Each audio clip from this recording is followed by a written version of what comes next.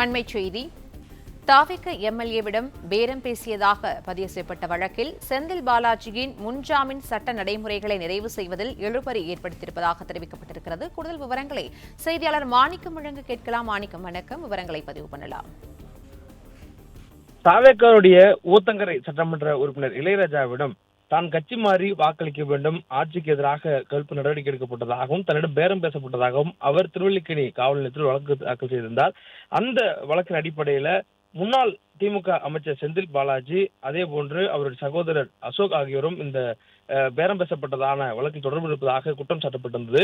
இது தொடர்பாக அவர்கள் இருவரும் நீதிமன்றத்தை நாடி சென்னை உயர்நீதிமன்றத்தில் தங்களுக்கான முன்ஜாமீனை கேட்டிருந்தார்கள். அதன் அடிப்படையில் நிபந்தனை ஜாமீன் என்பது அவர்களுக்கு வழங்கப்பட்டிருந்தது. அதாவது விசாரணை அதிகாரி முன்பாக தினமும் சென்று கையெழுத்திட வேண்டும் என்று விசாரணைக்கு ஒத்துழைப்பு தருவதற்கான அனைத்து சூழலும் இருக்க வேண்டும் என்ற அடிப்படையில் அவர்களுக்கு இந்த முன்ஜாமீன் என்பது கொடுக்கப்பட்டிருந்தது.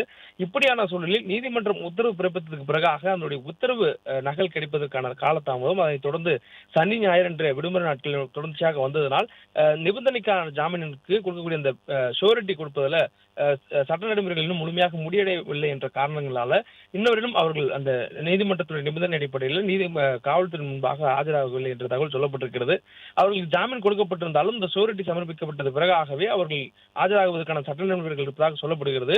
அதற்கான பணிகளில் தற்பொழுது செந்தில் பாலாஜி தரப்பினர் தீவிரம் காட்டி வருவதாகவும் அந்த ஷூரிட்டிக்கான அந்த சட்ட நடைமுறைகள் முழுமையடைந்ததுமே உடனடியாக அவர்கள் இன்று மாலை அல்லது நாளை அவர்கள் நேரில் ஆஜராகி நீதிமன்ற உத்தரவுப்படி அவர்களுடைய அந்த கையொப்பமிடுதல் செய்வார்கள் என்ற தகவலும் சொல்லப்பட்டிருக்கிறது.